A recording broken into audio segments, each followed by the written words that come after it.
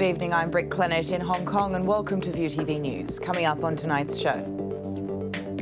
The government comes down on services for the city's elderly with plans to tighten access to them. The US could soon scale back restrictions on Chinese tech giant Huawei. And Australia's general election is a cliffhanger, countering pre-election polls that had predicted a change in government. First up tonight, the government is revising its elderly services system to prevent senior citizens from applying for multiple care programs. The revision is expected to kick in by the end of the year. From 2003 to last October, more than 130,000 elderly people qualified for elderly care homes and residential care services, which provides help for the senior citizens in their own homes. Many of them have been queuing up for both services at the same time. But under the new rules, applicants will only be able to choose one program. Authorities say this is to allow them to clearly see the need for the various senior services.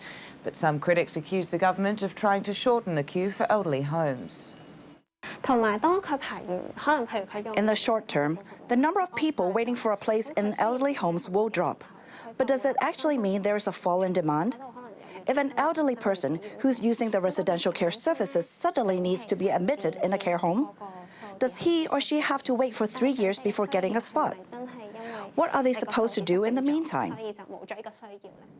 The debate over the controversial extradition law continues, with some saying that all pro-Beijing lawmakers will now back the proposal. This comes a day after the head of the liaison office voiced support for the bill. Speaking on a radio program today, Liberal Party's honorary chairman, James Tien, said the business sector initially didn't understand why the Hong Kong government would propose such a law over a murder case. But Tien said they now understand this was proposed by Beijing. At the same time, more than 400 architects and surveyors demanded the Hong Kong government shelve this bill over fears this will affect their work. If we work with some mainland professionals and some disputes or problems arise and they go to court demanding their Hong Kong partners be arrested, the Hong Kong chief executive can say there's evidence of crime being committed and extradite the related Hong Kongers. The proposed law can also freeze all assets in the city. This is a serious erosion of the one country, two systems principle.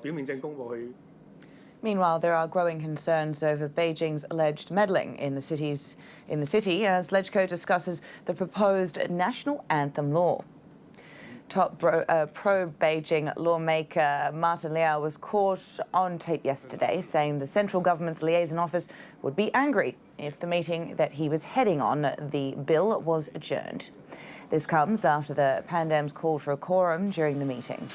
Today, the opposition continued to grill Liao over his comments. Are you worried that you will upset the liaison office if you don't get good results from this meeting? Are you worried that they will get angry or go crazy? Can you please clarify? That's not part of the agenda, but I will still reply you. I did not say that. I just said I will not. This is not part of the agenda. I will reply you later. The city's 2 slaughterhouses will reopen tomorrow. However, fresh pork won't be available just yet. The Tsuen Wan and Shung Shui abattoirs had been closed for disinfection after African swine fever was detected in a pig imported from the mainland. The Environmental Hygiene Department says disinfection work will be completed at the Tsuen Wan facility today and will be back in operation Sunday morning.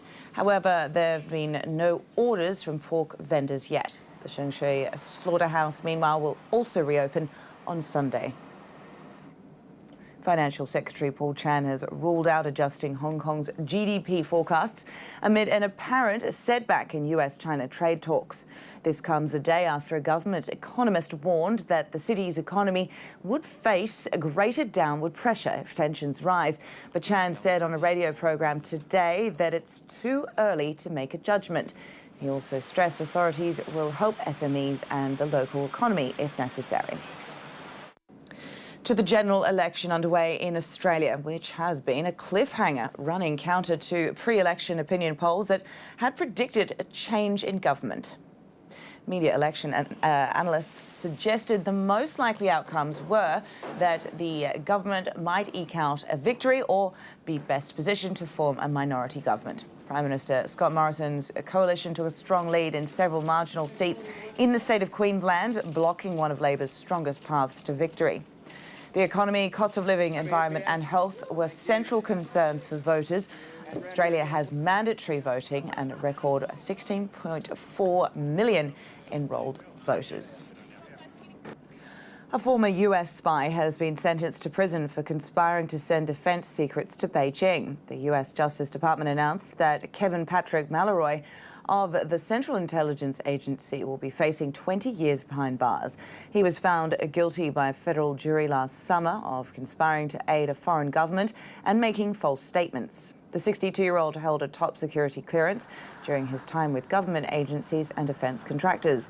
His sentencing comes just weeks after another former CIA officer, Jerry Chun-Shing Lee, pleaded guilty to spying for the mainland.